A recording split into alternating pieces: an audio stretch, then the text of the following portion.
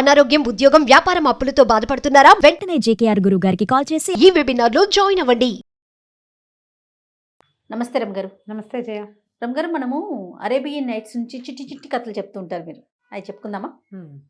మరీ అంత చిట్టిది కాదు, కొంచెం పెద్దదా? కొంచెం పెద్దది. ఓకే. ఈ అరేబియా దేశంలో ఒక వ్యాపారస్తుడు భర్త, ఇంట్లో ఉండే భార్య ఉండేవాళ్ళు. అయితే ఈ వ్యాపారస్తుడు విపరీతంగా ప్రయాణాలు చేసేవాడు.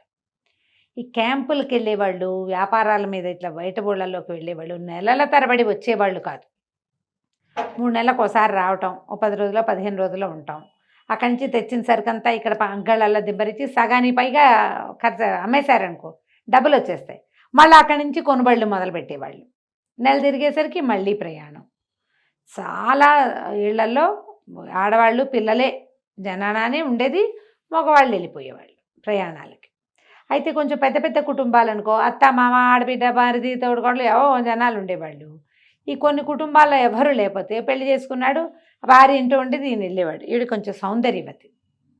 ఎట్లాంటి సౌందర్యవతి అంటే ఆవిడని చూస్తే ఎవరికైనా గుండె గుబగుబలాడాల్సిందే, అంత సౌందర్యంగా ఉండేది. భర్త ఉన్నప్పుడు బాగానే ఉండేది. అయితే ఈ భర్త వెళ్ళిపోయి తోచొద్దు, మగవాళ్ళు ఉంటే వాళ్ళ కోసం వంటని పనులని అదని ఇదని వాళ్ళ కోసం వచ్చేపోయేవాళ్ళని, అతను లేకపోతే అతనికి సంబంధించిన వాళ్ళు ఎవరూ రారు. వీళ్ళకి ఏముంటారు ఫ్రెండ్స్, బురకాలు వేసుకుని తిరిగేవాళ్ళు పాపము. సరే, ఈవిడికి ఎవరో ఒక కుర్రాడితో స్నేహం కలిసి, అయితే వాడు మంచి చురుకైన వాడు. ఎక్కడికో ఈవిడ బజార్ వెళ్తే ఈవిని పట్టేశాడు. సరే, ఇద్దరికి చాలా స్నేహం అయింది. తర్వాత ఏమైందట, ఒకరోజు ఒక కాజీ గారు ఒక ఆయన ఎక్కడో మసీద్ దగ్గర చెప్పులు ఇప్పాడు. వీడు చెప్పులు ఇప్పాడు. ఈ కుర్రాడు ఈవిడతో ఫ్రెండ్షిప్ చేసిన వాడు, ఆవిడ ప్రియుడు. లోపలికి వెళ్ళి వచ్చేసరికల్లా కాజీ గారి పొరపాటున కుర్రాడు చెప్పులు వేసుకున్నారు. వేసుకునేసరికి వాడు బయటకు వచ్చి, వాడికేమో ఆ చెప్పులు ఈ హీరోయిన్నే ప్రజెంట్ చేసింది. ఓకే. ఆయన్ని పట్టుకున్నాడు. వలి ఆయన పేరు. కాజీ పేరు వలి కాదు, వలి ఇంకొకడు అనుకోండి, కాజీ గారే. సరే, అక్కడి నుంచి ఏం చేసాడు, వీడు వచ్చి నా చెప్పులు వేసుకున్నావు వదిలే ముసలి నక్క అన్నాడు. అంత మాట అంటే అవతల వాళ్ళు ఊరుకుంటారు? ఏంట్రా బాగా పేలుతున్నావు, నీ బతికేమిటి, ఇంత ఖరీదైన చెప్పులు ఎక్కడి నుంచి వస్తాయి నీకు, నేను పొరపాటున వేసుకున్నాను కాక అవి నీవైతే కాకపోవచ్చు అన్నాడు ఆయన. అనేసరికి హాత్ తేరిక, నా చెప్పులు కావంటావా అదే ఇదే అని ఇద్దరు కలిసి బాహుబాహు యుద్ధం చేశారు. వీడు మొహం మీద కొట్టి ఆయన గడ్డం పుచ్చుకుని లాగాడు. కాజీ గారి గడ్డం అంటే మర్యాదస్తులు, కాజీ అంటే పెళ్ళిళ్ళు చేసేవాళ్ళు కదా. అక్కడి నుంచి ఆయన కేకలు విని చుట్టూ జనం అంతా చేరి, అరే రే రే రే ఇంత పని చేస్తావా అని అక్కడెక్కడో పోతున్న పెట్రోలింగ్ వాళ్ళు వెళ్తూ ఉంటారు కదా సైనికులు, వాళ్ళని కేకేశారు. వాళ్ళు పరిగెత్తుకుంటూ వచ్చి ఈ కాజీ గారి గడ్డం పీకిన మన తుప్పాసి హీరోని చేతులు పెడచెక్కలు విడిచి పట్టేసుకుని తీసుకెళ్ళి జైల్లో పెట్టేశారు. వాడి మీద ఇది కూడా వచ్చేసింది, ఏమిటి వీడిని 1.5 సంవత్సరంన్నర 2 ఏళ్ళు జైల్లో పెట్టాలి. ఎప్పుడైతే వాడు జైల్లో పడ్డాడో వాడి ఫ్రెండ్ ఒకడు ఆ వార్తని మన హీరోయిన్కి అందించాడు. ఈవిడేం చేసింది, ఎలాగైనా వెళ్ళి వాడిని వెనక్కి తెచ్చుకోవాలి. సరే, ఏం చేసింది, ముందు కాజీ గారింటికి వెళ్ళి, కాజీ గారి వాకిట్లో కూర్చున్నాడు ఆయన. కాజీ అంటే పెళ్ళిళ్ళు చేస్తారు కానీ వాళ్ళకి వివాహాలు జనానాలు అన్నీ మామూలుగానే ఉంటాయి. ఆయన సన్యాసి అది కాదు. వెళ్ళేసరికల్లా ఈవిడ చక్కగా బురఖా వేసుకుని అక్కడ దాకా ముసుగేసుకుని వెళ్ళి, బురఖాలంటే కదా అక్కడ ఆ దేశంలో ఏం వేసుకుంటారో వేసుకుని లోపలికి వెళ్ళి మేలు ముసుగు తొలగించి ఆయనకి దండం పెట్టి, నేను చాలా కష్టాల్లో ఉన్నానండి, మా కుటుంబం అంతా పోయింది, ఒకే ఒక అన్నయ్య ఉన్నాడు నాకు, వాడికి మా ఊళ్ళంతా కుట్టు పని చేసి మంచి జరీ పని చేసిన చెప్పులు కుట్టించాను. వాడు ఆ చెప్పులు వేసుకుని దీనికి వచ్చాడు, మసీద్కి వచ్చాడు. అక్కడ ఏదో తగాదా అయిందట. ఆ చెప్పులు అంటే పంచప్రాణాలు వాడికి, ఎందుకంటే నేను చాలా కష్టపడి కుట్టించా అవి. వాడినేమో జైల్లో పెట్టేశారట. మా అన్నయ్య లేకపోతే నేను చచ్చిపోతానండి, నన్ను ఎవరు చూసుకుంటారని వలవల ఏడ్చింది. అంత మహాసౌందర్యవతి ఏడుస్తుంటే కాజీ గారికి పెద్దగా నచ్చల.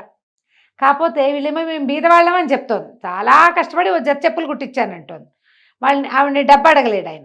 ఏమన్నాడు, ఆయన చూసేసరికల్లా ఇంత సౌందర్యవతిని ఎందుకు వదిలిపెట్టేయాలి అనుకుని, అమ్మాయి సరేలే ఏదో పొరపాట్లు జరుగుతూ ఉంటాయి, అలా కానీ వాడిని విడిపిస్తాను కానీ నువ్వు పోయి మా జననాలో ఉండు, నేను వస్తాను అన్నాడు. అనగానే ఈవిడ, వీడి మొహం వీడ్సా ఇంత ముసలాడు, వీడికి నేను కావాలనుకుని, అయ్యో భలేవారండి, మీరు ఇంత సహాయం చేస్తే నేను మీకు ప్రత్యుపకారం చేయకుండా ఎలా ఉంటాను? కాకపోతే చూడండి మీ వాళ్ళంతా ఏమనుకుంటారు నన్ను, ఏదో పని మీద వచ్చి జనాలు జరిగిందని అనుకోరు అసహ్యంగా. అట్లా మాట పడటం ఇష్టం ఉండదు సుమండి నాకు. మీరు ఓ పని చేయండి, మా ఇంటి అడ్రస్ ఇస్తా, సాయంకాలం చీకటి పడ్డాక వచ్చేయండి మీరు, మిమ్మల్ని కావాల్సిన తగు విధంగా సేవించుకుంటాను నేను అని చెప్పేసరికి సరేనన్నాడు. కాకపోతే ఇందులో నేను ఒక్కడనే కాదు, జడ్జి గారు, వజీరు, రాజుగారు ఇంతమంది ఉన్నారు వ్యవహారం. మరి మొదట అరెస్ట్ అప్పుడే తెలుసుంటే నేను వదిలేద్దును, కానీ అలా అవ్వలేదు, వీళ్ళంతా చేరారు కదా అంటే సరే దాందే వదిలేండి, నేను వలీ గారి దగ్గరికి వెళ్తాను అని చెప్పి వలీ దగ్గరికి వెళ్ళాను. ఆ వలీ ఎవరు? జడ్జి. ఆయనకి పిల్లని చూసేసరికల్లా అయ్యో బాబాయ్ ఎంత బాగుందో అనిపించింది. ఆవిడేమో కొంచెం మామూలు బట్టలే వేసుకుంది, కానీ ముఖ సౌందర్యం, శరీర సౌందర్యం కనపడేలాంటి దుస్తులే ధరించింది. ఆ మేలు ముసుగు తీయంగానే అమ్మాయి చక్క సన్నగా, పొడుగ్గా, సోగ్గా, సంపంగి పువ్వు వల్లే ఉంది, కనపడుతుంది. ఆయనతో మాట్లాడింది, మా అన్నయ్య అన్యాయం అయిపోతాడండి, నా జీవితం అధ్వానం అయిపోతుంది, కాజీ గారిని ఒప్పించుకున్నాను, మిమ్మల్ని ఒప్పించుకోవడమే మిగిలింది, దయచేసి నాకు సహాయం చేయండి అంటే అట్లాగే తప్పకుండా, నువ్వు జనాలలో చేరిపోతానంటే తప్పకుండా అని అన్నాడు. అనగానే వీడికి నేనే కావాలా అనుకుని సరేనండి అట్లాగే, కాకపోతే ఇక్కడ కుదరదండి, అట్లా మీ వాళ్ళ ఇళ్ళలోకి వాటిలోకి నేను రాను, ఇక నా జీవితం అంతా అదే అయిపోతుంది చూడండి, నాకు పెళ్ళి పేరెంటం కావాలి కదా, అందుకని మీ ఇంటికి రాను నేను, మీరే మా ఇంటికి వచ్చేయండి అంటే ఈయన అన్నాడు అలాగే, నువ్వు కాజీ నొప్పించావు, నేను ఒప్పేసుకున్నా, వజీర్ గారికి ఒక మొహం చూపించు, జాగ్రత్తగా చూపించు మొహం అన్నాడు. అలాగేనండి వజీర్ దగ్గరికి వెళ్ళింది. వజీరు ఈ అమ్మాయిని చూసి సరదా పడ్డాడు. ఎప్పుడు కూడా పక్క తోడు లేకుండా ఆడవాళ్ళు వెళ్తే వీళ్ళ ప్రవర్తన ఇలా ఉండేందుకు అవకాశం ఉందని ఈ కథలు చెప్తాయి మనకి. తోడు లేకుండా ఒక్కళ్ళే వెళ్తే ఎంత మాట అయినా అనేస్తారు, పక్కన ఎవరైనా ఉంటే వాళ్ళ సహాయం ఉంటుంది ఎంతో కొంత. మనం ఇది ఇలా కూడా ఇప్పుడు కూడా అలాగే జరుగుతుందని చెప్పలేం, కానీ జరుగుతున్నాయని కనపడుతోంది. అవునండి. సరే వజీర్ మరీ సరదా పడ్డాడు. వచ్చేస్తా మీ ఇంటికి, నేను వచ్చేస్తాను సాయంత్రం అన్నాడు. అన్నాక సరే ఏం చేసి సరేనంది. ఇంతలో ఏమైంది, వజీర్ గుమ్మం దిగుతుంటే అనుకోకుండా రాజుగారు వచ్చాడు. ఎవరి అమ్మాయి ఏమిటి అన్నాడు. సరే ఏం చేస్తుంది, వజీర్ వెనక్కి తప్పుకున్నాడు. ఈవిడ రాజుగారితో వెళ్ళి మాట్లాడింది. రాజుగారు ఇప్పుడే చేతులు పుచ్చుకోబోయాడు. నువ్వు ఇప్పుడే చేరిపో, నేను రావాలంటే నేను నిన్ను పెళ్లి చేసుకుంటే, ఇంత అపురూప సౌందర్యవతి బీదవాడికి చెల్లెలుగా ఉంటావేంటి రోతగా, అట పనికి రాదు, నువ్వు నాతోటే ముందు కానీ నేను నిన్ను పెళ్లి చేసుకుంటాను అన్నాడు. ఈ అమ్మాయి ఏమంది, తప్పకుండానండి, కాకపోతే చూడండి ఆడవాళ్ళ ఇంటికి వెళ్ళి అడగాలి మీరు, ఆడపిల్ల ఇంటికి ఇవాళ రాత్రి వచ్చేయండి, మనం మాట్లాడుకుని మా ఇంట్లో గూని ముసలు తగ్గుతుంది, దాంతో మాట్లాడి మీరు నా పెళ్ళి ఖరారు చేసుకుందరు కానీ మీతోటి అని చెప్పింది. రాజు మంచి ఉత్సాహంగా సరేనన్నాడు. ఈవిడేం చేసింది, నలుగురిని ఏర్పాటు చేసింది ఇక్కడ. అక్కడి నుంచి నడుచుకుంటూ ఇంటికి పోయి మధ్యదారిలో ఒక వడ్రంగిని చూసింది. వడ్రంగిని చూస్తే వడ్రంగికి చెప్పింది, నాకు ఒక అల్మరి చేసి పెట్టాలి, దానికి 4 అరలు ఉండాలి, ఒక్కొక్క అర ఇంత ఎత్తు ఉండాలి, ఇంత వెడల్పు ఉండాలి అని చెప్పింది. పెద్ద వస్తువు పట్టేటట్టుగా కావాలి, ఏ అరకి తాళం బిగించాలి, మొత్తానికి కలిపి ఒక తాళం. ఇప్పుడు ఒక అరలో వస్తువు పెట్టాం, దానికి గడి ఇట్లా పైకి లాగేసి అక్కడ లాక్ చేసేయాలి, అట్టా కావాలి నాకు అనేసరికల్లా వడ్రంగి అన్నాడు. ఎంత ఖరీదు అవుతుంది అని అడిగేసరికల్లా వడ్రంగి అన్నాడు, ఖరీదుకి ఏముంది, నువ్వు అట్లా వెనక్కిరా, కులాసాగా కబుర్లు చెప్పుకుందాం కాసేపు, తర్వాత నువ్వు వెళ్ళిపోదు కానీ ఒట్టిగా చేసి పెడతాను నీకు అన్నాడు. అనేసరికల్లా ఈ అమ్మాయింది, చిచ్చి మీ దొడ్లో వెనకాల కక్కుర్తిగా కబుర్లు చెప్పుకోవటం ఏమిటి, మా ఇంటికి రా, మనం బ్రహ్మాండంగా కబుర్లు చెప్పుకోవచ్చు హాయిగా ఫ్రీగా, అల్మర్ మాత్రం పట్టుకురావాలి, సాయంత్రానికి ఎట్టి పరిస్థితుల్లోనూ కావాలి. మామూలుగా అయితే 3 రోజులు అన్నాడు మొదట, సరదాగా కబుర్లు చెప్పుకోవడానికి మా ఇంటికి రమ్మందిగా, సాయంత్రం తేను అన్నాడు. అయితే ఈ అమ్మాయి ఏమంది, అయితే ఒక చిన్నది 4 అరలు కాదు 5 అరలు పెట్టుకురా, 5 అరలు చేస్తే చాలా బాగుంటుంది, వీలుగా ఉంటుంది అనేసరికి సరేనన్నాడు. అయిందా, సరే సాయంకాలం ఏం చేశాడు, పెందరాళే ముందు అల్మర్ దింపేశాడు, నువ్వు ఇంటికి వెళ్ళి శుభ్రంగా స్నానం అది చేసిరా అని చెప్పింది. ఈ ముందు వాళ్ళకేమో మా ఇంట్లో స్నానం అవి ఏర్పాటు చేస్తాను నేనంది. ఈ దేశాల్లో ఏంటంటే ఎవరినైనా కలవడానికి వెళ్తే అక్కడ ప్రత్యేకంగా స్నానం ఏర్పాట్లు చేయటాలు అవన్నీ ఒక గొప్ప, స్నానించే గొప్ప ఒకటి ఉండేది అనమాట. రోజువారీ స్నానాలు చేయరో ఏమిటో ఏం పాడో మరి, ఈ కథలన్నిట్లలో అలాంటివే కనపడతాయి. అక్కడి నుంచి ఏమైంది, ముందు కాజీ గారు వచ్చాడు. కాజీ గారు వస్తే ఆయన కొంచెం వెంటనే రాగానే సరదా పడబోయాడు. అమ్మాయి ఏమందంటే, చిచ్చి అట్లా కాదండి, మీరు ఇలాగా ఈ బట్టల్లో వచ్చారు, పెళ్లి చేసే దుస్తులు ఇలా కాదు, చక్కగా డ్రెస్ మార్చేసుకోండి, మరి నేను మీకు మంచి బట్టలు రెడీగా ఉన్నాయి మన దగ్గర, అవి ఇస్తాను, అవి వేసుకుందరు కానీ చక్కగా అప్పుడు మనం సరదాగా లోపలికి తిండి తింటూ కబుర్లు చెప్పుకోవచ్చు అని చెప్పింది. బయట ఏం చేసింది, కొంచెం సారాయి అవి ఇవి పెట్టింది తాగడానికి, ద్రాక్షాసవము ఏదో కొంచెం చిన్న మంచికి కొన్ని వ్యవహారాలు పెట్టి అవి 1-2 తినిపించి బట్టలు మార్చుకోండి అంది. ముందు గది కొంచెం ప్రకాశవంతంగా ఉంది, లోపల గదిలో అంత వెలుగు లేదు, కొంచెం వెలుగు తక్కువగా ఉంది, చిన్నది. అది ముందు గది అంటే ఏమంటారు దాన్ని, మన హాలు ముందు డ్రాయింగ్ రూము అనమాట. డ్రాయింగ్ రూమ్లో తిండి పదార్థాలు పెట్టింది, ఆ హాల్ లోపలికి తీసుకెళ్ళింది. ముందు వడ్రంగి వచ్చినప్పుడు హాల్లోనే ఒక పక్కన పెట్టాడు.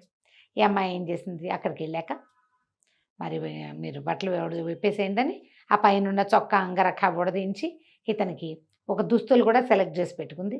పసుపచ్చ సిల్క్ చొక్కా, తర్వాత ఏమో ఒక పైజమా ఇచ్చింది. సిల్క్ అవి ఏంటి, ఈ మన గానా బజానాల్లో వాటిలల్లో వేసుకునేవి, కాకపోతే వదులుగా గాలి ఆడుతుంటాయి.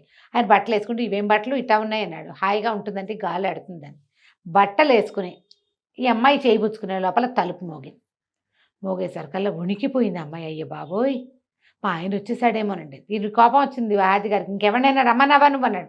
నేనేమండి రమ్మంటానండి, భలేవారు, మా అన్నయ్యని విడిపించుకోవద్దా, మిమ్మల్ని రమ్మన్నాను, నా ప్రాణాన్ని మీరు ఒకరే ఎక్కువ, మా ఆయన వస్తానన్నాడు, ఏమైనా వచ్చేసాడో ఏమిటో, ఈ నెలలో రావాలి. అయ్యో బాబోయ్, నా కొంప మునిగిపోయింది, ఇన్నేళ్ల నా పాతివ్రత్యము మంటలో కలిసిపోయిందిగా, మిమ్మల్ని కానీ చూశాడంటే ఇంకేమైనా ఉందా అంటే, నన్ను దాచేయి ఎక్కడైనా దాచేయి అన్నాడు. దాచడానికి ఏముంది, అల్మర్లో ఉండండి అని చెప్పేసి ఆ కిందర తీసి కిందరలో ఆయన తోసేసింది, తలిపేసేసి తాళం పెట్టేసింది, గడి పెట్టేసింది. ఆయన లోపల పడుకున్నాడు. అదేమో ఒక మనిషి కొంచెం కాళ్ళు దగ్గరగా పెట్టుకుని పడుకునేంత పెద్దది, అంత చేయించింది కదా బండాలమార లాంటిది. అక్కడి నుంచి బయటికి వెళ్ళేసరికి వలీ గారు వచ్చి నుంచున్నాడు. ఆయన బోళ్ళని పువ్వులు అవి ఇవి పుచ్చుకొచ్చాడు, సౌందర్యవతి కదా ఈవిడే, అవన్నీ పుచ్చుకుని కాసేపు ఆ మాట ఈ మాట చెప్పి తలుపు ఇప్పుడే ఉండండి, బట్టలు మార్చుకోండి అని చెప్పి బట్టలు మార్పించింది. ఈయనకు ఒక నీలం రంగు సిల్క్ అంగరఖ పైజమా ఇచ్చింది. ఇవి సర్కస్సుల్లో వాటిలలో వేసుకునే బట్టలు, జాతరలో డ్యాన్సులు చేసేవాళ్ళు వేసుకునే బట్టలు ఇచ్చి ఆయన బట్టలు ఏర్పాటు అవ్వగానే తలుపు మోగింది. అందరికీ ఒకటే టైం చెప్పింది, 10 నిమిషాల గ్యాప్లో తలుపు మోగానే అమ్మో ఇంకేముంది మా ఆయన వచ్చేసాడని ఈయన్ని 2 అవర్లో పెట్టింది. ఇంకా సేపటికి వజీర్ వచ్చాడు.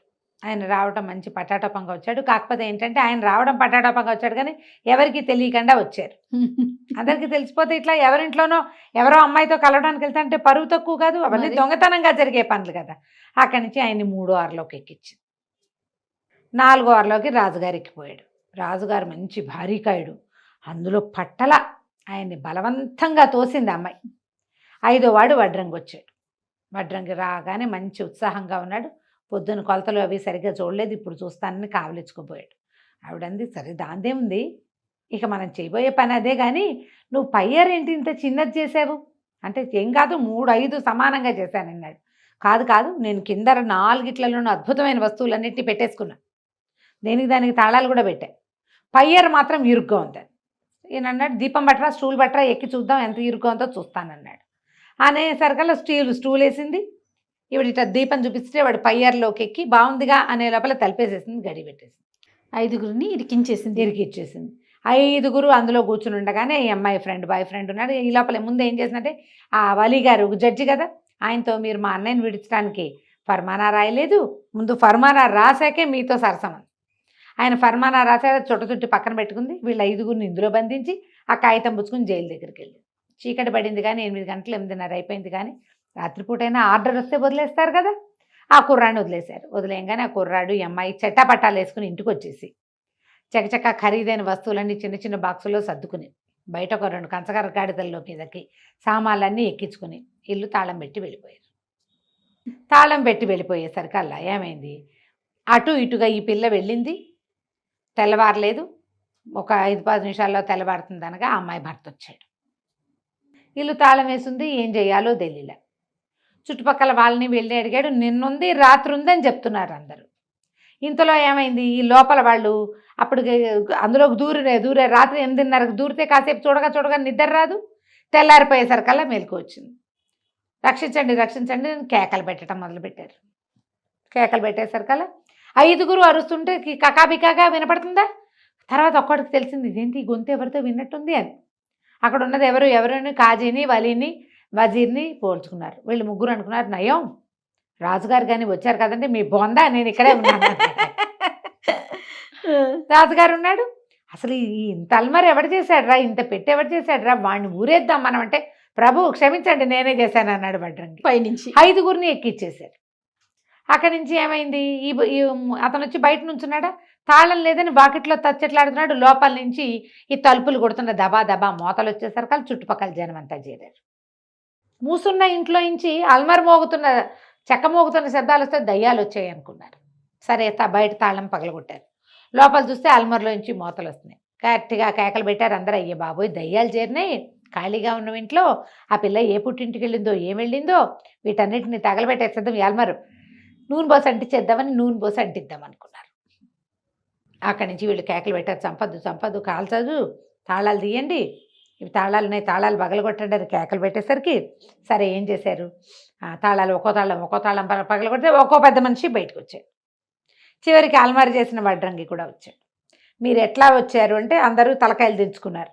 అమ్మాయి కోసం వచ్చామని చెప్పద్దు, ఇలాంటివి చేసేటప్పుడు సరదాగా ఉంటాయి, చెప్పేటప్పుడు అదే అవమానకరంగా ఉంటాయి. చచ్చినట్టు ఒప్పుకున్నారు. ఇంకేం చేయలేక ఆ అమ్మాయి మొగుడు నిర్ఘాంతపోయాడు. ఇప్పుడు ఏం చేయాలి, ఆ ఇంట్లో ఉన్న ఖరీదైన వస్తువులన్నీ పట్టుకెళ్ళిపోయింది. ఈ అప్రదిష్ట మూట కట్టెళ్ళింది. రాజుగారు అన్నాడు, పోనీలేబోయ్ నీ ఇంట్లో వస్తువులన్నీ పోతే పోయాయి, నువ్వు వజీర్గా మా దగ్గర పనిచేద్దు కానీ అని చెప్పి ఆయన్ని తన దగ్గర ఏదో చిన్న ఉద్యోగంలో వేసుకున్నాడు. వీళ్ళంతా ఇంకెప్పుడు ఇట్లా ఆడాళ్ళకి ఆశపడకూడదని ఇంటికి పోయారు. కథ కంచుకి మనం ఇంటికి. బాగుంది రమ్మగారు. నమస్తే. నమస్తే.